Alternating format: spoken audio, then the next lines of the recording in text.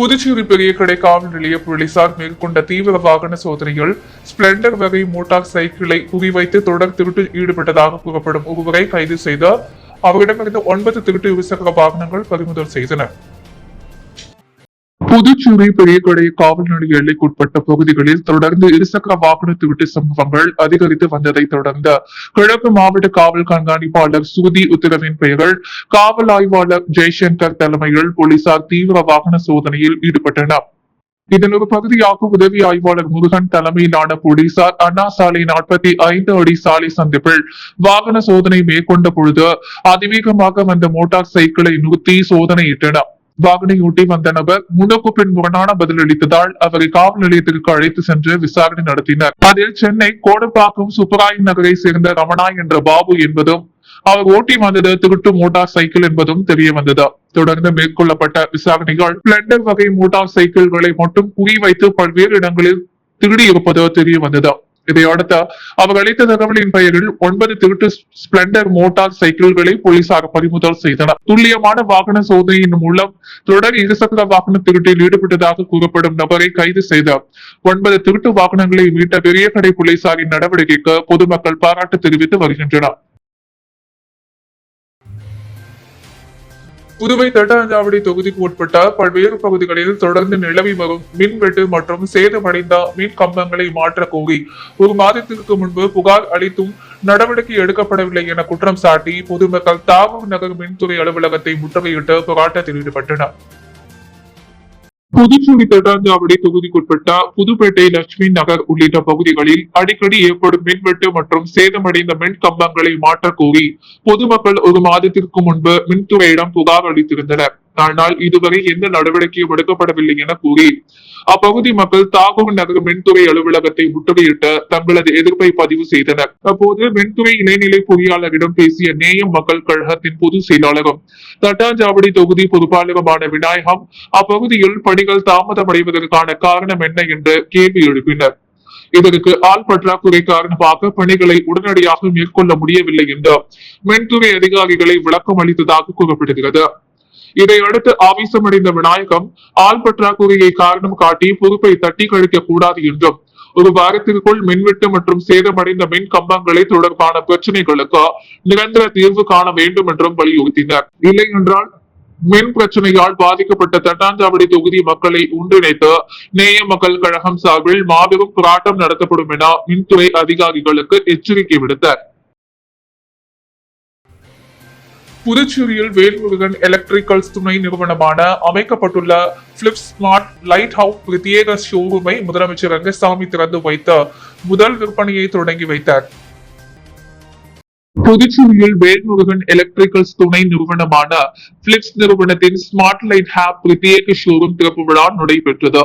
இந்நிகழ்ச்சியில் சிறப்பு விருந்தினராக கலந்து கொண்ட முதலமைச்சர் ரங்கசாமி புதிய ஷோரூமை திறந்து வைத்து முதல் விற்பனையை தொடங்கி வைத்தார். இந்நிகழ்ச்சியில் அமைச்சர் வி.பி. சிவக்கொழுந்து, தொகுதி சட்டமன்ற உறுப்பினர் நேரு, வேல்முருகன் எலக்ட்ரிக்கல்ஸ் நிர்வாகிகளான குஞ்சிதம், வேல்முருகன், வசந்த முருகன், பிலிப்ஸ் நிறுவன பிரதிநிதி ஜெகதீஷ் உள்ளிட்டோர் கலந்து கொண்டனர். தொழில் வணிகர்கள், வாடிக்கையாளர்கள் மற்றும் பொதுமக்களும் நிகழ்ச்சியில் பங்கேற்றனர். புதிய ஷோரூமில் உலகத்தரம் வாய்ந்த பிலிப்ஸ் நிறுவனத்தின் ஸ்மார்ட் லைட்டிங் தயாரிப்புகள், வண்ணம் மாறும் அலங்கார விளக்குகள், உயர்தர சோலார் வீட்டு பயன்பாட்டு விளக்குகள், LED பல்புகள் உள்ளிட்ட பல்வேறு நவீன மின் விளக்கு தயாரிப்புகள் காட்சிக்கு விற்பனைக்கு வைக்கப்பட்டுள்ளன. கருமணிக்குப்பம் சாலையில் சட்டமன்ற உறுப்பினர் தொகுதி மேம்பாட்டு நிதியில் கட்டப்பட்டுள்ள நவீன உடற்பயிற்சி மையம் மற்றும் உள்விளையாட்டு ஷட்டில் அரங்கை நியமன முறையில் ஒதுக்க முயற்சி நடைபெறுவதாக குற்றம் சாட்டிய முத்தியால்பேட்டை முன்னாள் சட்டமன்ற உறுப்பினர் பிரகாஷ்குமார் அந்த மையத்தை வெளிப்படையான மின் ஏலம் மூலம் மட்டுமே ஒதுக்க நடவடிக்கை எடுக்க வேண்டும் என வலியுறுத்தி துணைநிலை ஆளுநரிடம் மனு அளித்தார். புதுச்சேரி கருவடிக்குப்பம் சாலையில் சட்டமன்ற உறுப்பினர் தொகுதி மேம்பாட்டு நிதியால் ரூபாய் 1 கோடி மதிப்பில் கட்டப்பட்டுள்ள நவீன உடற்பயிற்சி மையம் மற்றும் உள்விளையாட்டு ஷட்டில் அரங்கு பல மாதங்களாக பொதுமக்களுக்கு பயன்பாட்டிற்கு திறக்கப்படாமல் பூட்டியே இருப்பதாக முன்னாள் சட்டமன்ற உறுப்பினர் பிரகாஷ்குமார் குற்றம் சாட்டியுள்ளார்.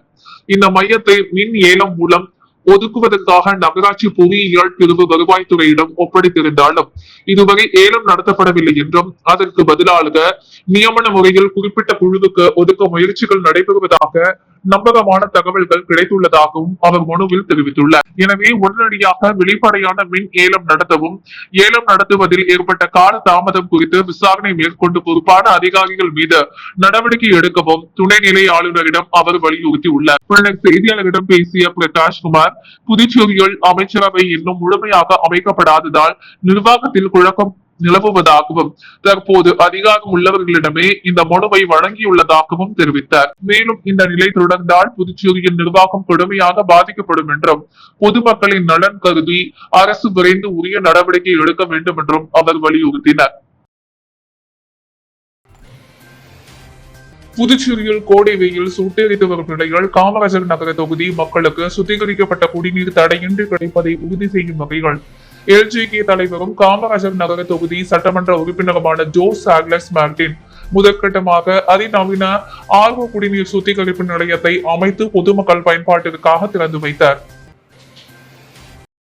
புதுச்சேரியில் கோடை வெயிலின் தாக்கம் நாளுக்கு நாள் அதிகரித்து வரும் நிலையில் பொதுமக்களுக்கு சுத்தமான குடிநீர் கிடைப்பதை உறுதி செய்யும் நோக்கில் காமராஜர் நகர தொகுதியில் புதிய அதிநவீன ஆர்ஓ குடிநீர் சுத்திகரிப்பு நிலையம் அமைக்கப்பட்டுள்ளது. எல்ஜிகே தலைவரும் காமராஜர் நகர தொகுதி சட்டமன்ற உறுப்பினருமான ஜோஸ் சாக்லஸ் மார்டின் இந்த குடிநீர் சுத்திகரிப்பு நிலையத்தை பொதுமக்கள் பயன்பாட்டிற்காக திறந்து வைத்தார். கடுமையான வெயில் காலத்தில் தொகுதி மக்கள் பாதுகாப்பான சுத்திகரிக்கப்பட்ட குடிநீரை எந்தவித இடையூறுமின்றி பெற வேண்டும் என்ற நோக்கில் திட்டம் முதற்கட்டமாக செயல்படுத்தப்பட்டுள்ளதாக தெரிவிக்கப்பட்டுள்ளதை தொடர்ந்து தொகுதியின் தேவைக்கேற்ப இதுபோன்ற குடிநீர் வசதிகளை மேலும் விரிவுபடுத்த நடவடிக்கை மேற்கொள்ளப்படும் என்றும் தெரிவிக்கப்பட்டுள்ளது. புதுச்சேரியில் ஆளும் கூட்டணிக்குள் நிலவும் அதிகார போட்டியால் நிர்வாகம் முடக்கி பொதுமக்கள் கடுமையாக பாதிக்கப்பட்டுள்ளதாக இந்திய கம்யூனிஸ்ட் கட்சியின் மாநில செயலாளர் சலீம் குற்றம் சாட்டினார். புதுச்சேரி முதலியார்பேட்டையில் உள்ள இந்திய கம்யூனிஸ்ட் கட்சி அலுவலகத்தில் செய்தியாளர்களை சந்தித்த மாநில செயலாளர் சலீம் அமைச்சரவை அமைப்பதில் ஏற்பட்டுள்ள தாமதத்திற்கான காரணத்தை முதலமைச்சர் விளக்க வேண்டும் என்றும் வலியுறுத்தினார்.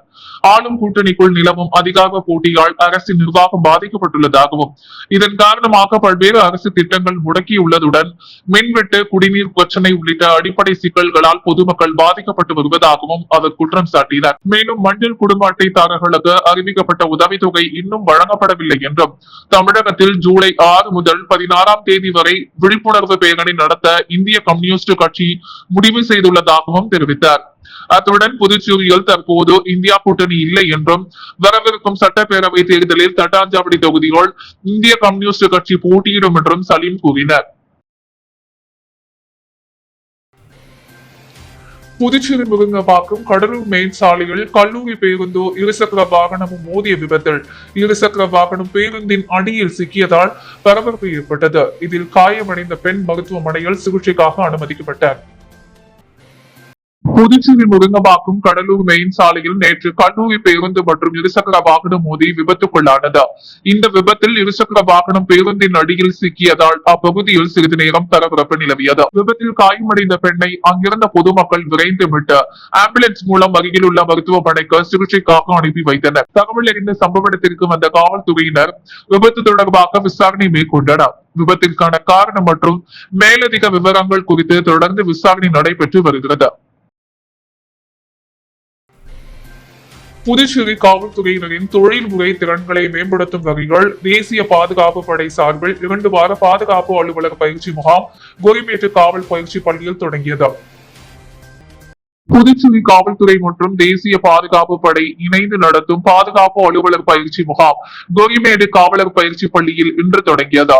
பயிற்சி முகாமை டிஐஜி சத்யசுந்தரம் தலைமை விருந்தினராக கலந்து கொண்டு தொடங்கி வைத்தார். 2 வாரங்கள் நடைபெறும் இந்த பயிற்சி ஜூலை 18ஆம் தேதி வரை நடைபெறுகிறது. இத்துடன் ஜூலை 13 முதல் 18ஆம் தேதி வரை தந்திரோபாய வாகன ஓட்டுநர் பயிற்சியும் நடத்தப்படுகிறது. தேசிய பாதுகாப்பு படையின் சிறப்பு பயிற்சியாளர்கள் தனிப்பட்ட பாதுகாப்பு அணிவகுப்பு, தந்திரோபாய வாகன ஓட்டுதல், அவசர கால நடவடிக்கைகள், ஆயுதம் கையாளுதல் மற்றும் தகவல் தொடர்பு உள்ளிட்ட பல்வேறு அம்சங்களில் காவலர்களுக்கு பயிற்சி அளிக்கின்றனர். நிகழ்ச்சியில் பேசிய டிஐஜி சத்யசுந்தரம், தற்போதைய பாதுகாப்பு சூழலில் காவல்துறையினரின் தொழில்முறை திறன்களை தொடர்ந்து மேம்படுத்துவது அவசியம் என்றும், தேசிய பாதுகாப்பு படை பயிற்றுவிப்பாளர்களின் அனுபவத்தையும் நிபுணத்துவத்தையும் முழுமையாக பயன்படுத்திக் கொள்ள வேண்டும் என்றும் காவலர்களுக்கு அறிவுறுத்தினர். இந்நிகழ்வில் பேசிய பாதுகாப்பு படை மற்றும் புதுச்சேரி காவல்துறையின் மூத்த அதிகாரிகள், பயிற்றுவிப்பாளர்கள் மற்றும் ஏராளமான காவலர்கள் கலந்து கொண்டனர். புதுச்சேரியில் தாவேகாவுடன் கூட்டணி அமைப்பது தொடர்பாக கட்சி பொறுப்பாளர் கிரிஷ் ஓடங்கர் கட்சி தலைமையுடன் ஆலோசித்து முடிவை அறிவிப்பார் என முன்னாள் முதலமைச்சர் நாராயணசாமி தெரிவித்துள்ளார். மேலும் புதுச்சேரி அரசின் செயல்பாடுகளை கடுமையாக விமர்சித்த என்டிஏ கூட்டணிக்கு நிலவும் குழப்பத்தால் மக்கள் பாதிக்கப்படுவதாகவும் அவர் குற்றம் சாட்டினார். புதுச்சேரி எல்லையம்மன் கோவில் வீதியில் உள்ள தனது இல்லத்தில் செய்தியாளர்களை சந்தித்த முன்னாள் முதலமைச்சர் நாராயணசாமி, மாநில அரசின் செயல்பாடுகள் குறித்து பல்வேறு கருத்துக்களை தெரிவித்தார்.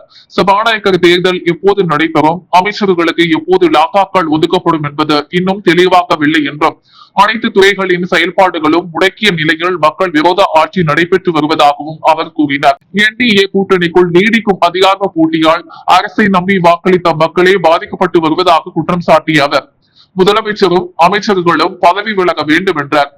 ஆட்சியின் செயல்பாட்டை 6 மாதங்கள் கவனிக்க நினைத்தோம், ஆனால் அந்த காலத்தை கூட இந்த அரசு நிறைவு செய்யாது என்றும் தெரிவித்தார். தொடர்ந்து புதுச்சேரியில் தாவேகாவுடன் கூட்டணி அமைப்பது தொடர்பாக கட்சி பொறுப்பாளர் கிரிஷ் ஷோடங்கர் கட்சி தலைமையுடன் ஆலோசித்து முடிவை அறிவிப்பார் என்றார். மேலும் அரசின் ஊழல் விவகாரங்கள் தொடர்பாக நீதிமன்றத்தை அணுக உள்ளதாகவும், இடைத்தேர்தலில் தாம் போட்டியிட போவதில்லை என்றும், கட்சி தலைமை எடுக்கும் முடிவை ஏற்றுக்கொள்ள வேண்டும் என்றும் தெரிவித்தார். ரங்கசாமி முதலில் வெளியில் வரட்டும், அதன் பிறகு அவருக்கு ஆதரவு அளிப்பது குறித்து பேசலாம் என்று நாராயணசாமி கூறினார். போட்டித் தேர்வுகளில் வினாத்தாள் கசிவை தடுக்க கடுமையான நடவடிக்கைகள் எடுக்க வேண்டும் உள்ளிட்ட கோரிக்கைகளை வலியுறுத்தி புதுச்சேரி NSUI சார்பில் மாணவர்கள் குரல் என்ற பெயரில் விழிப்புணர்வு பிரச்சாரம் நிகழ்ச்சி நடைபெற்றது. புதுச்சேரி பிரதேச காங்கிரஸ் கமிட்டியின் இந்திய தேசிய மாணவர் சங்கம் NSUI சார்பில் மாணவர்களின் குரல் என்ற விழிப்புணர்வு பிரச்சார நிகழ்ச்சி புதுச்சேரி கலவை சுப்பராய செட்டி வீதியில் உள்ள சுசிலாபை அரசு பெண்கள் மேல்நிலைப் பள்ளி அருகே நடைபெற்றது. மாணவர் காங்கிரஸ் மாநில தலைவர் ஹர்ஷவர்தன் தலைமையில் நடைபெற்ற நிகழ்ச்சியில் போட்டித் தேர்வுகளில் வினாத்தாள் கசிவை தடுக்க வலுவான நடைமுறைகள் உருவாக்க வேண்டும், மாணவர்களின் நலனை பாதுகாக்க தவறியதாக கூறி ஒன்றிய கல்வி அமைச்சர் தர்மேந்திர பிரதான் பதவி விலக வேண்டும் என்றும், மேலும் வினாத்தாள் கசிவு தொடர்பான விவகாரத்தை இந்திய உச்ச நீதிமன்றத்தின் மேற்பார்வையில் விசாரிக்க வேண்டும் எனவும் வலியுறுத்தப்பட்டது. நிகழ்ச்சியில் மாநில காங்கிரஸ் தலைவர் வைத்திலிங்கம் MP, முன்னாள் முதலமைச்சர் நாராயணசாமி, முன்னாள் அமைச்சர் கந்தசாமி, முன்னாள் துணை சபாநாயகர் பாலன், BCC பொதுச் செயலாளர் சங்கர் உள்ளிட்டோர் கலந்து கொண்ட மாணவர்களின் கோரிக்கைகளுக்கு ஆதரவு தெரிவித்தார். மேலும் BCC செயலாளர்கள் ராஜாராம், லோகையன், மாணவர் காங்கிரஸ் மாநில செயல் தலைவர் சிவா, துணைத் தலைவர் சூர்யா, பொதுச் செயலாளர் உத்தரகுமார், செயலாளர் சுதன், வட்டார காங்கிரஸ் தலைவர் ஜெரால்டு உள்ளிட்ட நிர்வாகிகளும் நிகழ்ச்சியில் பங்கேற்றனர். நீட் தேர்வில் வெற்றி பெறும் மருத்துவ படிப்பிற்கு தகுதி பெற்றும் பொருளாதார நெருக்கடி காரணமாக கல்லூரியில் சேர முடியாமல் இருந்த 2 மாணவர்களுக்கு லட்சிய ஜனநாயக கட்சி தலைவரும் சட்டமன்ற உறுப்பினருமான ஜோ சார்லஸ் மார்டின் 1,50,000 ரூபாய் மதிப்பிலான கல்வி உதவித்தொகைக்கான காசோலையை வழங்கி அவர்களின் மருத்துவ கல்விக்கு ஆதரவு அளித்தார். நீட் தேர்வில் சிறப்பாக தேர்ச்சி பெற்று மருத்துவக் கல்லூரியில் சேரும் வாய்ப்பை பெற்றிருந்தும் போதிய பொருளாதார வசதி இல்லாததால் கல்வியை தொடர முடியாமல் தவித்தனர். கோங்காடு பகுதியை சேர்ந்த பழங்குடியின மாணவி சித்ரா மற்றும் கரிக்கலாம்பாக்கத்தை சேர்ந்த மாணவர் ராஜகுரு. இந்த தகவலை அறிந்த லட்சிய ஜனநாயக கட்சி தலைவரும் சட்டமன்ற உறுப்பினருமான ஜோ சார்லஸ் மார்டின் மாணவியின் இல்லத்திற்கே நேரில் சென்று 2 மாணவர்களுக்கும் மருத்துவ படிப்பிற்காக ரூபாய் 1,50,000 ரூபாய் மதிப்பிலான கல்வி உதவித்தொகைக்கான காசோலையை வழங்கினார். அப்போது பொருளாதார சிரமத்தை பற்றி கவலைப்படாமல் முழு அர்ப்பணிப்புடன் படித்து சிறந்த மருத்துவராக உயர வேண்டும் என்று மாணவர்களை ஊக்குவித்து வாழ்த்தினார். இந்த உதவி மருத்துவ கல்வியை நோக்கி பயணிக்கும் பொருளாதாரத்தில் பின்தங்கிய மாணவர்களுக்கு உறுதுணையாக அமையும் என அப்பகுதி மக்கள் பாராட்டு தெரிவித்தனர். மகாராஷ்டிரா மாநில புனேவில் நடக்கவிருக்கும் டேக்வாண்டோ புன்சே தேசிய போட்டியில் கலந்து கொள்ளும் புதுவை அணியை சேர்ந்த வீர வீராங்கனைகள் புதுச்சேரி ஒலிம்பியில் டேக்வாண்டோ சங்க தலைவர் சட்டமன்ற உறுப்பினர் AKD ஆறுமுகத்தை சந்தித்து வாழ்த்து பெற்றனர். சர்வதேச டேக்வாண்டோ சம்மேளனத்தில் அங்கீகாரம் பெற்ற ஒரே இந்திய அமைப்பான இந்தியா டேக்வாண்டோ சார்பாக வருகின்ற 8 முதல் 11 ஜூலை 2026 வரை மகாராஷ்டிரா மாநிலம் புனேவில் 5வது தேசிய அளவிலான டேக்வாண்டோ பூம்சே போட்டிகள் சிறப்பாக நடைபெற உள்ளது. இப்போட்டியின் நாட்டின் பல்வேறு மாநிலத்தை சேர்ந்த வீர வீராங்கனைகள் சுமார் 1000க்கும் மேற்பட்டோர் கலந்து கொள்ள உள்ளனர். கேடட், ஜூனியர் மற்றும் சீனியர் பிரிவுக்கான போட்டிகள் நடைபெற உள்ளது. இப்போட்டிகள் வெற்றி பெறுகின்ற வீரர்களுக்கு தங்கம், வெள்ளி மற்றும் வெண்கல பதக்கங்கள் வழங்கப்பட உள்ளன.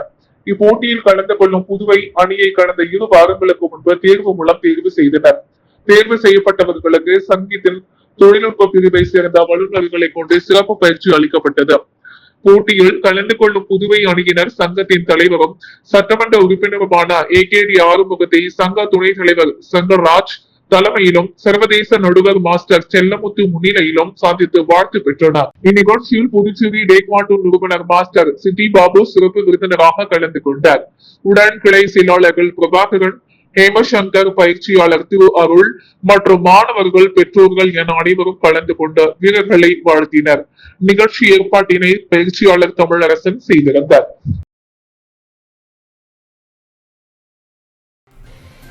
வெளியூர் தொகுதியுள் முதியோர் உதவித்தொகை பெறும் 60 வயதிற்கும் மேற்பட்ட பயனாளிகளுக்கு மகளிர் மற்றும் குழந்தைகள் மேம்பாட்டுத்துறை சார்பில் இலவச போர்வைகள் மற்றும் காலணிகளை வழங்கப்பட்டன. இதில் தொகுதி சட்டமன்ற உறுப்பினர் ரவிக்குமார் கலந்து கொண்டு நலத்திட்ட உதவிகளை வழங்கினார். புதுச்சேரி மகளிர் மற்றும் குழந்தைகள் மேம்பாட்டுத்துறை சார்பில் முதியோர் உதவித்தொகை பெறும் 60 வயதிற்கும் மேற்பட்ட பயனாளிகளுக்கு இலவச போர்வைகள் மற்றும் காலணிகள் வழங்கும் நிகழ்ச்சி வில்லியனூர் தொகுதிக்குட்பட்ட பல்வேறு அங்கன்வாடி மையங்களில் நடைபெற்றது. GN பாளையம், மூர்த்தி நகர் உள்ளிட்ட பகுதிகளில் நடைபெற்ற நிகழ்ச்சிகளில் வில்லியனூர் தொகுதி சட்டமன்ற உறுப்பினர் ரவிக்குமார் கலந்து கொண்ட முதியோர் பயனாளிகளுக்கு இலவச போர்வைகள் மற்றும் காலணிகளை வழங்கினார். பின்னர் முதியோர்களின் நலன் மற்றும் தேவைகள் குறித்து கேட்டறிந்து அவர் அரசின் அனைத்து நலத்திட்டங்களும் தொகுதியான பயனாளிகளுக்கு முழுமையாக சென்றடைய தேவையான நடவடிக்கைகள் தொடர்ந்து மேற்கொள்ளப்படும் என்று தெரிவித்தார். இந்நிகழ்ச்சியில் மகளிர் மற்றும் குழந்தைகள் மேம்பாட்டுத்துறை அதிகாரிகள், அங்கன்வாடி பணியாளர்கள், NR காங்கிரஸ் கட்சி நிர்வாகிகள் மற்றும் பொதுமக்கள் கலந்து கொண்டனர். வெளியூர் தொகுதிகள் 79 பயனாளிகளுக்கு வீடு கட்டும் முதல் தவணை நிதிக்காக ஆணைகளை சட்டமன்ற உறுப்பினர் ரவிக்குமார் வழங்கினார். புதுச்சேரி வெளியூர் தற்காலிக சட்டமன்ற அலுவலகத்தில் குடிசை மாற்று வாரியம் சார்பில் வீடு கட்டும் பயனாளிகளுக்கு முதல் தவணை நிதியை பெறுவதற்கான ஆணைகள் வழங்கும் நிகழ்ச்சி நடைபெற்றது. நிகழ்ச்சியில் வெளியனூர் சட்டமன்ற உறுப்பினர் ரவிக்குமார் வெளியனூர் தொகுதியை சேர்ந்த 79 பயனாளிகளுக்கு குடிசை மாற்று வாரியத்தின் காமராஜர் வீடு கட்டும் திட்டம் மற்றும் பிரதம மந்திரி ஆவாஸ் யோஜனா திட்டத்தின் கீழ் வீடு கட்டும் பயனாளிகளுக்கான முதல் தவணையை நிதியாக தலா ரூபாய் 1 லட்சம் பெறுவதற்கான ஆணைகளை வழங்கினார். அப்போது பேசிய அவர் அரசு வழங்கும் வீட்டு வசதி திட்டங்களை முழுமையாக பயன்படுத்தி பயனாளிகள் தங்களது சொந்த வீட்டை கனவு விரைவில் நனவாக்கி வீடு கட்டும் பணிகளை விரைந்து நிறைவு செய்ய வேண்டும் என்றும் வாழ்த்து தெரிவித்தார். இந்நிகழ்ச்சியில் குடிசை மாற்று வாரிய உதவி பொறியாளர் செந்தில் நாதன், இளைநிலை பொறியாளர் சிவ, களப்பணியாளர் இளங்கோ, வில்லியனூர் தொகுதி NR காங்கிரஸ் நிர்வாகிகள், பொதுமக்கள் மற்றும் பயனாளிகள் திரளாக கலந்து கொண்டனர். அன்றாட செய்திகளை உடனுக்குடன் தெரிந்து கொள்ள பாண்டி ஹெட்லைன்ஸ் சேனலுக்கு சப்ஸ்கிரைப் செய்து கொள்ளுங்கள்.